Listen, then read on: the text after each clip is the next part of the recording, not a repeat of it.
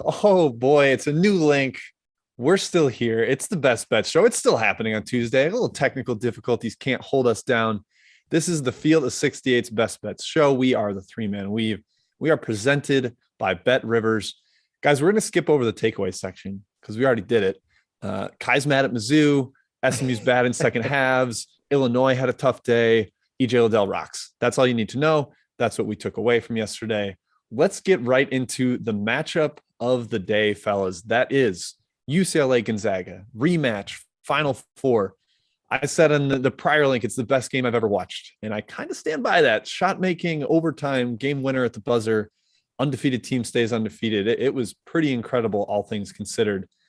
Gonzaga game, you immediately think about Drew Timme. Kai, how do you stop him? What is UCLA's plan there, especially without Cody Riley? Do you think Drew Timme goes nuts in this one? Oh, yeah, Jim. Timme time, handlebar mustache feeling, although I think he shaved it. Poor move by Timme. Yeah, Timmy's going to go off in this game. I don't care. They have Miles Johnson. Pull him to the perimeter, make him guard in space. It's Timme time all day, Matthew. I'm leaning towards the Zags. I know 7 seems very, very high. I think they can get it done here. I'm also hoping for just an awesome game because that was the best game we've ever seen last season in the Final Four. Yep, it ruled pretty hard. Matt, what do you see in this one?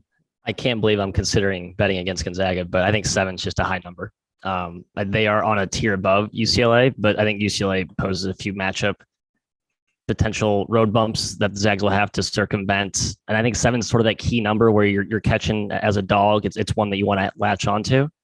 And it all comes down to shot making, right? UCLA has continued to make tough shots game in and game out. They have multiple guys who can do that, defend on the wing. And yeah, the upfront presence, with Timme, how are they going to defend him? Are they going to double? Are they going to just go 1v1 with Miles Johnson? We don't know that. Mick Cronin's sort of mixed and matched his coverages before, but that's really the key thing. We saw Timme dominate a soft Texas front line. Let's just call it what it is. Without Dylan Disu, it's sort of a wing-laden, soft, work in progress, makeshift front line, not what you're seeing in UCLA. So I think Timme could be in for a rude wake-up call. I don't think it's going to be like a Baylor thing, Kai, where it's like he looks outmatched, like men versus boys type stuff, but I don't think he dominates like we've seen him dominate so far this year. Yeah, I mean, Matt, you said soft Texas front line. It was also a soft game plan. Like, it was very much like, you know what? Timme's going to score. Let him do it. And we're not going to double. And you just can't do that against him. And Miles Johnson's a solid defender, but I don't think you can go one-on-one against him or Timme will put up 30. And he had a pretty solid game in the Final Four last year. But the UCLA shot making was just out of this world. Juzang is incredible. Jaquez just gets better and better. It feels like he's so versatile. And Campbell owns the floor. I mean, we got two great point guards here too. I feel like that matchup's going to get buried behind the wings and the big men, but Campbell and Nembhard have been terrific so far this year. They were great last year. Whoever controls the pace will probably be huge, although UCLA is running more this year. Right. So Matt, do you feel like over might be interesting just because, man, it seems like they're going to be up and down, and both offenses are lethal. That's where I was going back and forth. We've seen Mick Cronin in years past, non-conference, his teams run more than they do in conference play, right? Like a closer, tighter, higher leverage games, he sort of goes back to his old roots or grind it out. The UCLA game played 73 possessions in overtime. The Nova game, you mean? Yeah, no, sorry. Yeah, Nova game was 73 UCLA possessions. was playing a UCLA game. That's correct. UCLA played an intra-squad scrimmage. That's what I'm using to project it. No, yeah, they played Villanova 73 possessions in overtime. The other 4 matchups, or the other 3 save Bellarmine, higher possessions. I think this actually gets a lower possession total than projected right now. Ken Palm's got it mid-70s. I can see Mick Cronin trying to park the bus a little bit to keep that prolific Gonzaga transition attack out of the fast lane. I mean, that's where Gonzaga gets tough deadly. To do, though, right? It's like easier said than done. Like, can you do it? I think that's what you have to try to do. It's your only chance. Also, I had rumors UCLA players might be a little under the weather. We don't know who. We don't know who's sick. Affected, who's I have the super black sick. Yeah. I have the black lung. If anybody's out for UCLA or hampered, that's not a good. Gonzaga is the worst team to be sick against. Let's just say that. I believe it was Bernard and Juzang that didn't start after halftime last night, which may or may not tell you that they're the guys that are under the weather. I mean, Cronin has openly said he's been sick, but it's a big game. I think they're going to be up for it. They probably got a great night of sleep in Las Vegas last night. Always There's no such thing as the city bad that sleep always in Vegas. The city that always sleeps, as they call it, right? Always sleeps soundly. Yeah, for sure. But yeah, huge one. I don't think any of us are taking a strong stance on it. I would probably take Gonzaga if I had to do anything, just not in the mood to get in front of them. But Matthew, little UCLA lean. Well, a little bit. Only a little bit. All right. Potentially the over. It would feel like a fun over bet because this could be a shootout, total shootout if UCLA decides to run. All right, let's move on down the outline, guys. That was the headliner, but we've got a couple other great ones, including a mid-major clash. Two teams that we are relatively high on internally, Stephen F. Austin and Buffalo. We saw Buffalo hang around, take some punches against Michigan. First question, Kai, is that effort a little less impressive now with Michigan's 2 losses, or are you still like, okay, Buffalo was good and Michigan's still awesome? No, I still think Michigan's awesome. I still think that was an impressive effort coming back by Buffalo. I don't think it was a sign that Buffalo is not very good that they got down so quickly, because I do think Michigan's still awesome. It's hard to make conclusions about teams this early in the season. Michigan's just fine. Buffalo is too, Matt. I really like Stephen F. Austin at the opening number. Gavin Kinsmill is the guy you guys need to know. He's an awesome player, WAC player of the year candidate, averaging like 18 and 9. He is a force inside. And Buffalo's been kind of struggling on the glass, Matt, which is surprising to me for the level of athletes they have on this team. Yeah, and we saw them struggle to defend the post against Michigan. I know it's Hunter Dickinson, and that's an outlier caliber post player. But when I see the same guy go over his right shoulder 20 times, there's just a little bit lacking in terms of intelligence and technique in guarding the post. And that's key against Kemsel, as Kai highlighted there for SFA.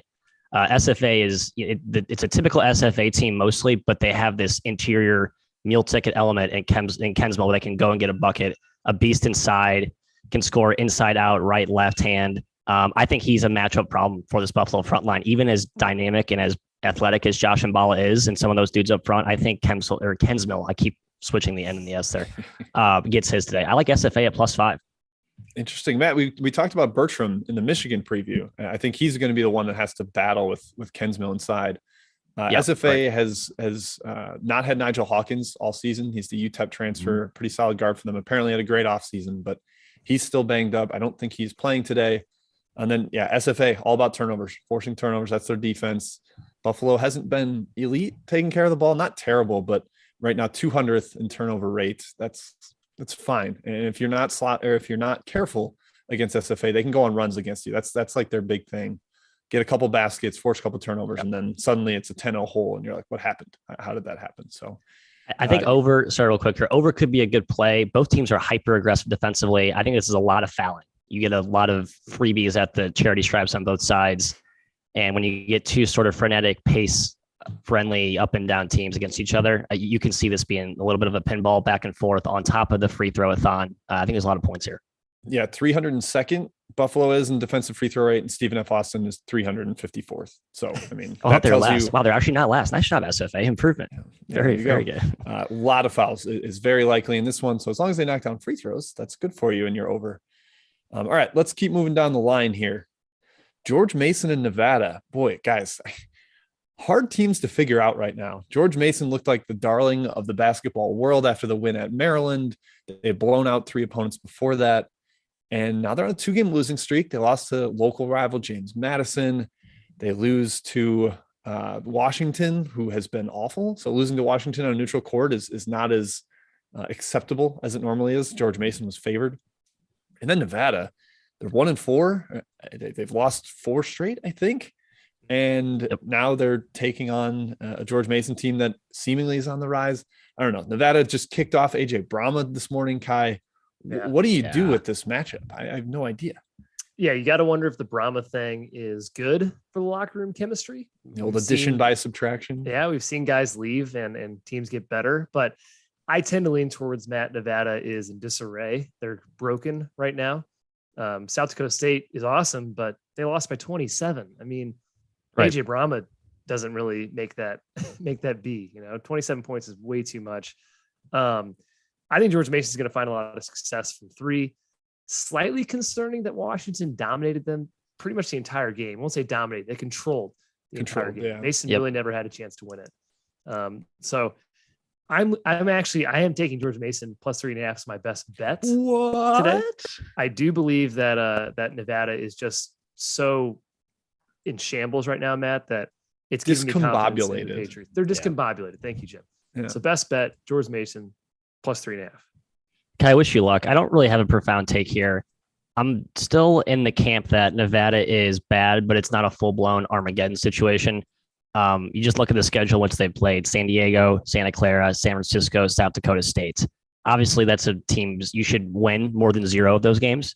But we're going to look back, and I think those losses, especially to Santa Clara, San Francisco, and South Dakota State, will age very well. Now, losing at home to San Diego, inexcusable. I'm not going to dance around that. But to Kai's point, or Jim's point about the Brahma suspension, I guess I'm looking to back Nevada maybe as a buy low later in the year. But right now, with the Brahma thing, there could be some serious undercurrents in terms of locker room chemistry stuff that just you don't need to bet on Nevada. So I think it's either a Mason side or no play. Yeah, I'm certainly leaning with Kai with Mason. Despite the last 2 losses, I still think it is a team that is ticking up. It has talent, like the Schwartz and ticket gains, Power 6 transfers are very solid. And yeah, Nevada's just, they haven't figured things out defensively. That's for sure. They are a mess on that end. First half yesterday against South Dakota State, they forced 15 turnovers and still gave up 51. So Nevada's D is really has some issues right now. All right, let's go to the next one on our outline here, guys. That is Virginia and Providence. Man, Virginia not looking great. They squeaked out a cover yesterday with some late free throws and an ugly one against Georgia, but not an impressive performance. Not something where you're like, oh, Virginia's back. They're emphatically who we thought they were. Now they take on Providence, who's been pretty good, although they shot the lights out yesterday against Northwestern. That helped them control that game from start to finish. Matt, what are you looking at with this one? You expect another slow crawl, totals hyper low. Providence has been bet to a favorite. Do you agree with that movement? I'm torn. I know you guys have had a better read on this Providence team than I have. You look at the Wisconsin game, I think we would admit that was pretty impressive. We watched that game closely, and I would argue, and the shot quality metrics back it up, that was maybe a bit of an anomaly with shot making on both sides. Wisconsin not making shots they normally hit, Providence vice versa. And no Johnny Davis. Right? So you can put an asterisk next to that game. Then they barely escaped from New Hampshire. I know New Hampshire's a feisty dog, so I don't want to read too much into that. And then they pick off a Northwestern team, which we just warned the folks yesterday, Kai, that it's a Northwestern team that's a little bit fraudulent. They are exposed against power conference competition. So I'm sort of in wait and see with Providence. I don't know if they should be a 2-point favorite over Virginia, but this Virginia team is not the Virginia team we've seen the last few years, obviously. So I'm still sort of trying to sort out this mess, I guess. No, they're not the team we've seen recently, Matt, but this is classic peaks and valleys, troughs, peaks. Virginia's had its trough. This is the lowest. Lows, yeah. This is the lowest you can get Virginia right now in the market, I think. And Providence is reaching its peak. So if you believe in selling high, buying low, this is a game I think you need to do it. I think Virginia, Jim, might struggle to score. That's kind of what they do. That's their MO. I don't think you need to be a conjecture about that. They will struggle to score in basically every game this season. I also think Providence will too, though. I think Virginia's defense can make their life a living hell. There's not a ton of outside shooting. Noah Horschler, former Birds of Trey, he can shoot, but otherwise I'm not too scared of Providence's shooters, Jim. So I'm leaning towards Virginia +2. They made like 13 threes yesterday, Kai. Jared Bynum knocked down 3. Usually it looks like Jared Bynum is throwing the ball at the hoop, trying to get it there, but not even trying to make it. But Kai, I'm locking in a best bet here too. It is not the under. I feel like we've almost talked ourselves in the under, but I'm taking Virginia +2.5 currently at BetRivers. Love that little extra half hook in a game that's going to be super low scoring. I talked about the Tony Bennett underdog splits, ATS, on the Houston episode, and he got absolutely demolished in that game. But you know what? I'm sticking by it. Providence is not Houston. This is not a road game. I think Virginia can win this one outright. +2.5. I'll take it. It's going to be close. So go Cavs. All right. That is it for our top section, guys. Let's go to our first chat mob break. Hopefully we've got enough people that have migrated over from the prior link. Kai, do we have some games being asked about? Jim, we sure do. And our first one is UMBC American. We're going to the extra board right away. 4.5, -4.5 in favor of the Retrievers. Jim, I don't have a good lean in this one, to be honest. American has had some, oh my gosh, results. Yeah. Chief of mine, the 40-point loss to Longwood. Well, this is basically we got absolutely murdered by Longwood Club. Like UMBC got as well. You're right. thoroughly demolished by them as well. So both these teams are probably licking their wounds from that still. I would probably lean towards the underdog just because I think these teams are pretty close to even. There's not a big geographical spread for them, so that the home court's fairly minimal. I would lean towards American, Matt, but it's not super strong. Yeah, I lean toward American as well, but nothing strong. Total's been bet up 3 or 4 points. I think people are catching on to Jim Ferry's "we're going to run at all cost" mentality there. Yeah, I wish they would have done that against UMass on opening day. Yeah, which made no sense. I'm still bitter about that too. Love when you're bitter about totals a week in the rear view that are on the that's extra 2 board. weeks ago, baby. That's is it 2 weeks now? Yeah. What is it? November still? Yeah. Okay. Jeez. Lost track. Next game, let's go with Penn going to Towson. Penn, I think, Matt, has shaken off the cobwebs a little bit from the early season. They definitely struggled. Now they're looking good. And they don't have Lorca Lloyd, I believe. I don't think it's going to matter a whole lot. I don't believe in Towson, Matt. What they've shown so far isn't as impressive, I think, as maybe analytics sites suggest. I agree. I've been a little bit lower on Towson in the market. Jim sort of talked me into believing in Towson. I'm coming around to that slowly, but this game spot is more about the situation for Penn. This is their 8th game of the year, I believe. They played a gauntlet of a schedule. They played Thursday, Friday, Sunday, and now Tuesday with this short-ish bench, at least a short proven bench without Lorca Lloyd. I do worry they might crack here. I think the value is on Penn, but that's if you don't account for the situational spot disadvantage that Penn's in. So if you normalize for that, then I think the current number is about right, Jim. Yeah, that's the like unquantifiable thing for me. Right. What do you make of that? In a just complete vacuum, I would make Penn a very slight favorite here, but that matters. So staying away, and Lorca Lloyd's status does matter the way Towson plays. They want to get on the offensive glass, and Lorca Lloyd's like their biggest dude. So that does matter a little bit. Going to be curious to see if he gets any minutes today. Oakland and Rice. Matt, a game close to your heart because you've backed the Grizz in basically every single game this season. Do you like them against Rice? I believe they are now a 2.5-point favorite at BetRivers. Yeah, not at the current price. But yeah, I mean, Oakland, I think the market has finally caught on that they're a legit team. I'm just confused as to why it was a slow adaptation, but the Grizz are legit. Jamal Cain, 22-16.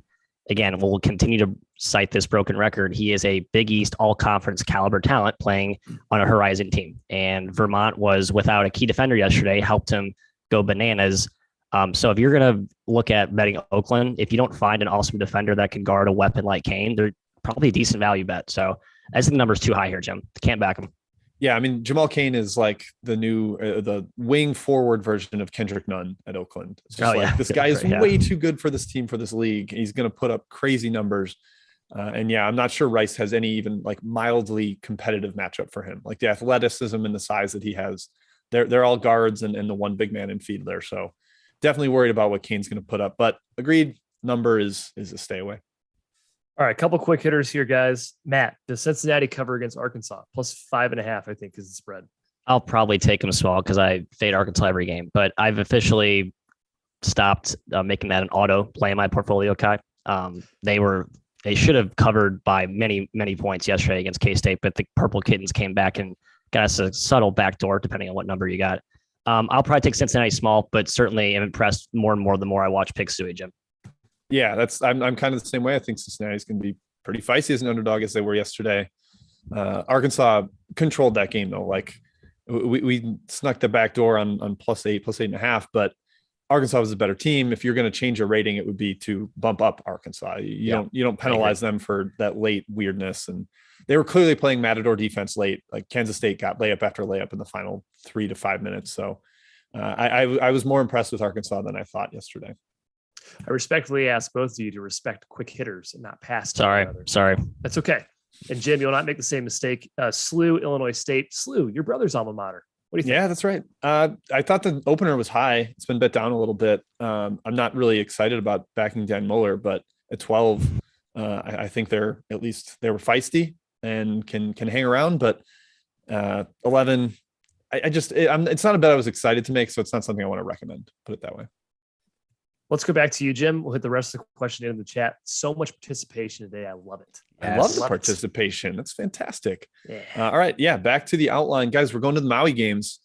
The first one is tipping in about an hour, but this is not the first one. This is on the winner's bracket. This will be later in the evening. Houston versus Wisconsin. I mean, two teams that have a pretty definitive style over the years.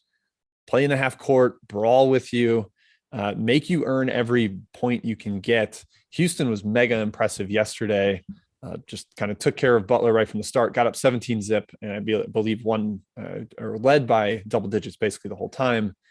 Wisconsin got down 16, Matt, and then they got up by 16. They had a 32-point swing in that game, knocked down a bunch of shots late in the first half that eliminated the lead. Pretty impressive effort from them, honestly, especially with Davis back in the court. Do you think they can hang around here against Houston, or are the Cougars too good? Well, the early money seems to think Houston wins by 20. Line opened at 5. It's been up to 7, 7.5. Yeah, the punch back from Wisconsin was very impressive. Like A&M going 6 of 7 from 3 to start.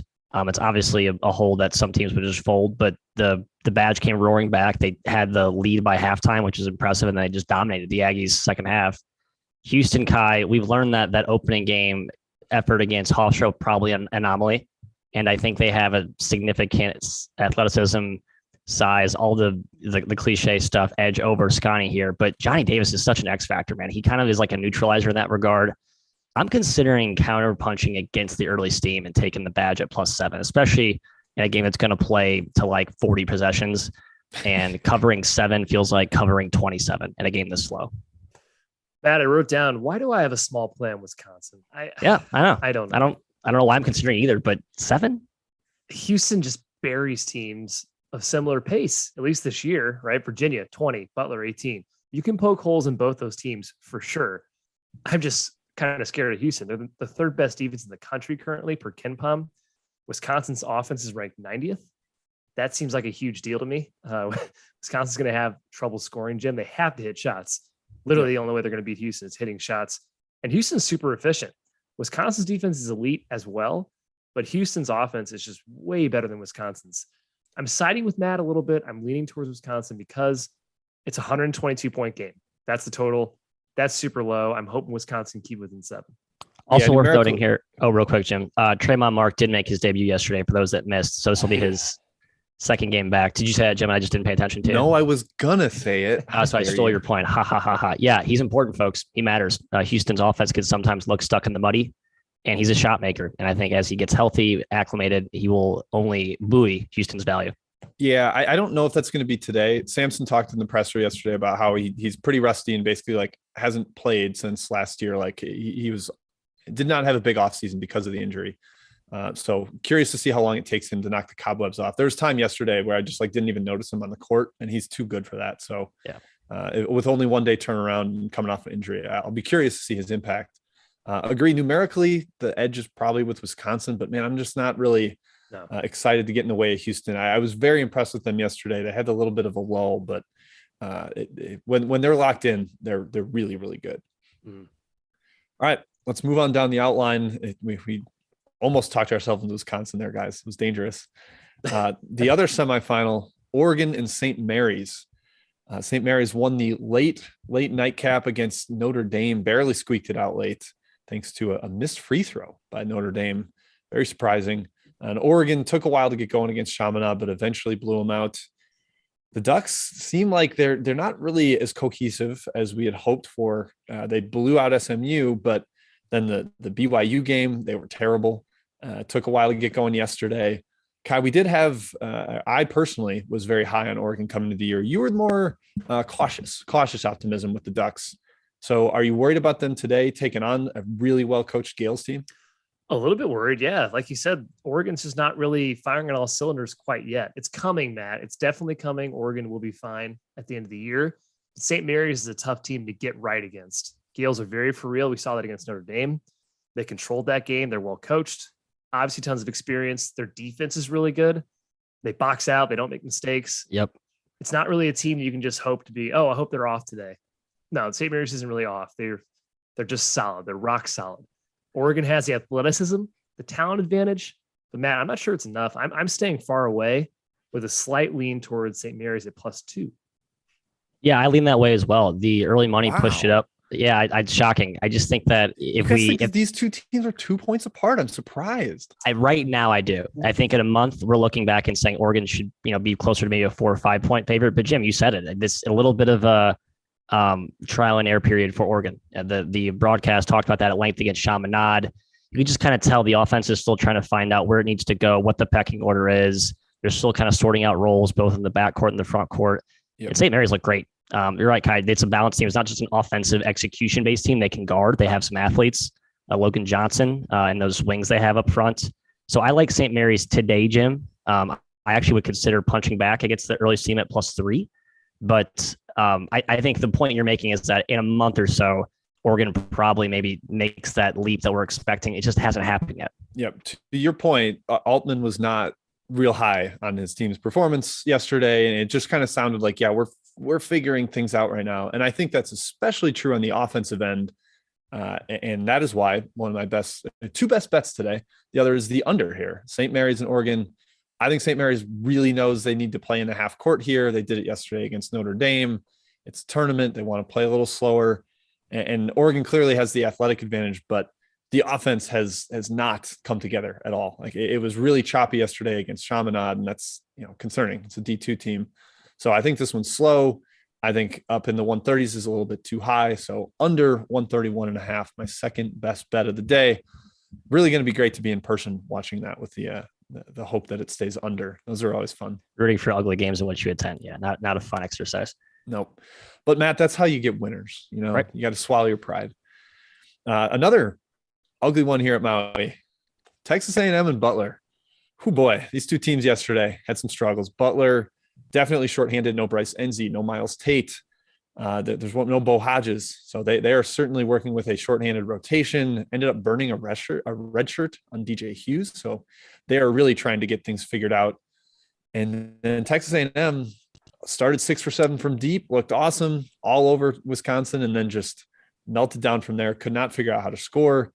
I think that might be the case again here, Kai. Are we looking at a potential Maui under, or are you just staying away from these two teams? Yeah, that's probably the best bet here is the under if you're going to choose something in the game. It's hard to back either team from a side perspective. Butler is especially a mess without Enzi and the other guys you mentioned, Jim.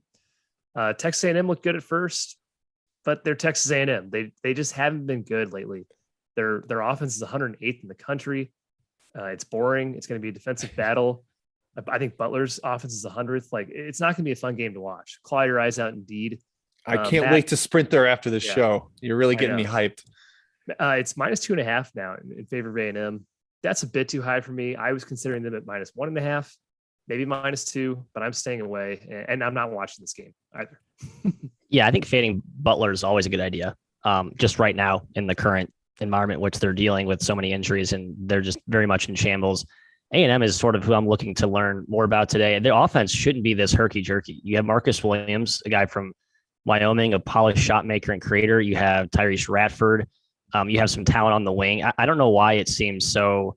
It's like a chore to get a good shot for this team. Even the shots they started off against Wisconsin getting were open, but a lot of contested makes there didn't seem sustainable. And sure enough, the regression pendulum swung back and hit them right in the face quickly.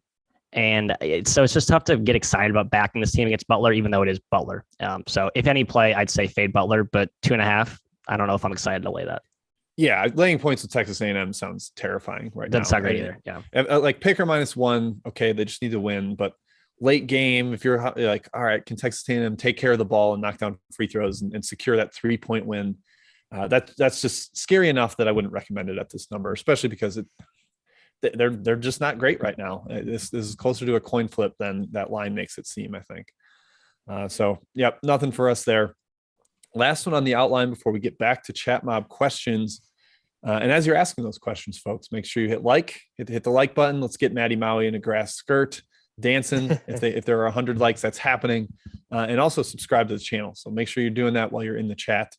Washington versus South Dakota State, Kai. South Dakota State has been incredible. Your Jack Bunnies, they were 10 for 15 from deep in the first half yesterday. They can shoot. They're maybe one of the top 3 shooting teams in the country. Last year, the 3-point percentage reflects that. It has carried over this year. They're taking on Washington, who is struggling to find an identity. They've lost 2 bye games already. They did get the big win against Washington or against George Mason yesterday, but I still think this team is in trouble right now. It doesn't really have an identity outside of Terrell Brown slashing. Do your Jack Bunnies take them to the woodshed? My gut says they do, Jim, but is it too obvious? And in fact, the number's been bet down. It's -6 right now in favor of South Dakota State. There's money on Washington. Maybe yesterday was a turning point, beating George Mason, looking finally like a competent team. I just don't know if they can stop South Dakota State, Matt. Obviously, they love playing at the Pentagon. They've proven that. They're the 7th fastest tempo in the country, 18th best offense. They're literally turbo. 18th. The Summit League team is 18th in the country 18th. In offense. It's crazy. I know Mike Hopkins has kind of gone away from zone. He's going to have to go all the way away from zone against South Dakota State. Yeah. You cannot zone this team. Might be the best shooting team in the entire country. So I'm leaning towards the Bunnies, Matt. One other point, South Dakota State does not foul at all. They have one of the lowest foul rates in the country, and Washington has lived the line this season. That's going to be a real issue for them if they're forced to make shots. I mean, the only case you can make for Washington here is that this is like a buy low, sell high. But I'd argue South Dakota State's not at their peak value at all. I mean, I'm not ready to declare them the second coming of the 2019 Wofford team. That was a legitimate top 20 team, 8-9 seed, and basically had Kentucky beat. Fletcher McGee makes 1 or 2 more threes. We're talking about that team as one of the cutest Cinderellas of all time. This team has all the ingredients, and against Washington, they basically played one good half of basketball this season. Let's remind everyone that they were down 17 points in the first half to Northern Illinois, who is a garbage basketball team. Yes, I guess I would say good luck to the sharp money out there who bet Washington. That's all I have to say. I wish you well on your journey. I don't think it's going to go well for you today. Matt, I really like that comparison with Wofford because this team does it similarly. They've got Douglas Wilson in the middle. He's kind of the Cameron Jackson facilitator. Play through him. He can score, but he also is a featured element for how they get shots. That's how they get open shots for all those shooters. And then, there's no analog to Fletcher McGee. There pretty much never will be. He's one of the best shooters that college basketball has ever seen. But Baylor Shireman is a unique talent in his own way. 6'6", great passer, terrific shooter. Just a fun lefty, baggy t-shirt headband wearing guy that is a great one to watch. So I'm with Kai. I wanted this to dip all the way down to 5, and I would, if it gets to 5, I will take South Dakota State. At 6, I'm thinking about maybe something smaller because I'm with you, Kai. The gut lean, the want to back the Jack Bunnies against a disappointing Washington team is certainly there. All right, that wraps up the outline. Let's get to chat mob questions. I know there are more comments rolling in. It is a huge day of college hoops, so a lot to get to. We're doing quick hitter style because I want Jim to get to the Maui. I want him to see those games. All right, this one's for Matt. Georgia, Northwestern. Spreads come down a lot. Any side you like here? Yeah, Georgia. I mean, it started off at 11, and Northwestern -11 on a neutral floor is just ridiculous. I'm not going to wholeheartedly endorse Georgia at +8, but I think that's the right side if you want action in this game. Jim, Drexel, Charlotte. Kind of interesting game here. Charlotte's up to -2. Yeah, it's sort of like the under here. Charlotte pack line team, Ron Sanchez coming from that Tony Bennett coaching tree. Drexel can shoot a little bit, so that's concerning going over the top of it. But Charlotte's got some solid athletes with down transfers. Well, they have some injuries, so staying away from a side, but would look at the under if anything.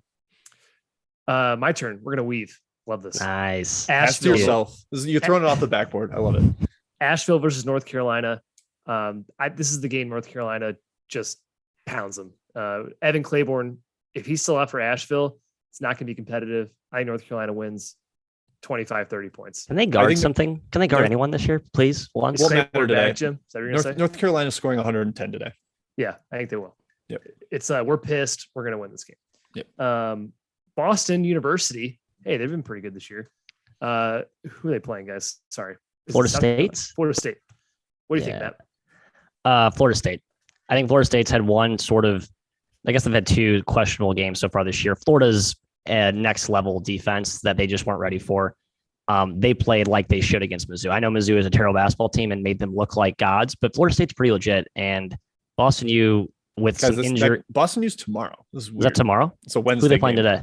All right. Oh yeah, Boston U not playing today. Yep. No more. All right, can we clip that and then we'll just paste that into tomorrow's show for that awesome analysis? Okay. All right, Wofford, South Carolina, Jim.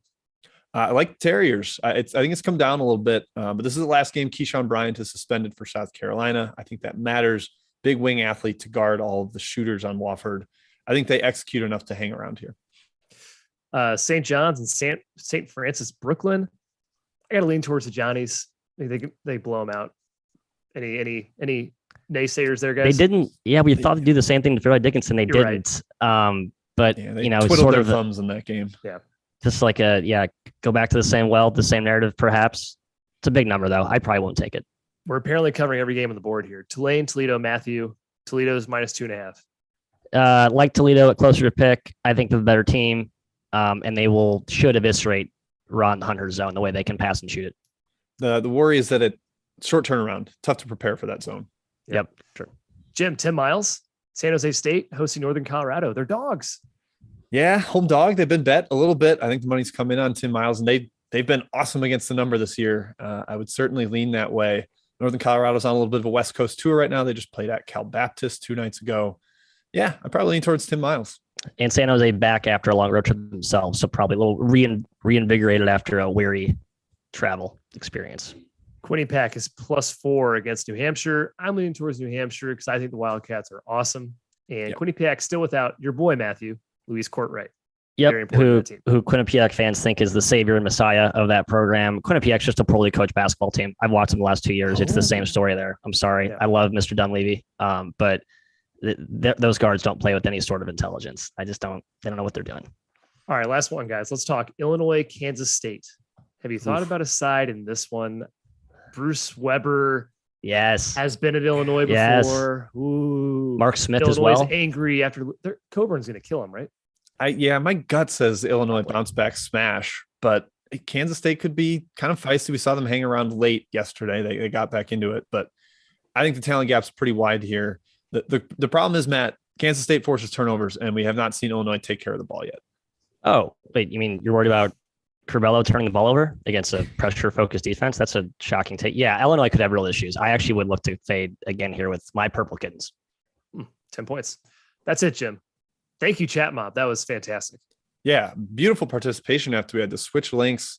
We will be back again tomorrow, Wednesday. Wait. Hold on. I didn't announce my best bet, and the folks need my best bet. Oh, you're right. That's why they tune in. That's why they're go to right best bets. Let's recap the best bets.